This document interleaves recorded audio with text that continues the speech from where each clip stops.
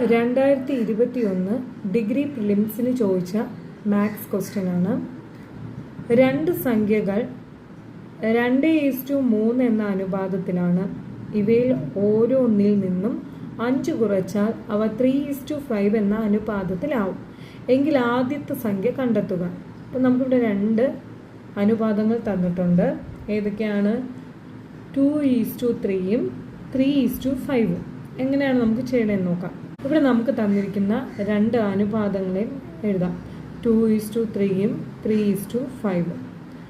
ഇവരുടെ വ്യത്യാസം 2:3യുടെ വ്യത്യാസം 1ഉം 3:5ൻ്റെ വ്യത്യാസം 2ഉമാണ്. 3ൽ നിന്നും 2 കുറച്ചാൽ 1ഉം 5ൽ നിന്നും 3 കുറച്ചാൽ 2ഉമാണ്. നമുക്കെന്നിട്ട് രണ്ടാമത്തെ അനുപാതത്തിൻ്റെ വ്യത്യാസം എടുത്ത് ആദ്യത്തിൽ ഗുണിക്കണം. ആദ്യത്തെ അനുപാതത്തിൻ്റെ വ്യത്യാസം എടുത്ത് രണ്ടാമത്തേതിൽ ഗുണിക്കണം.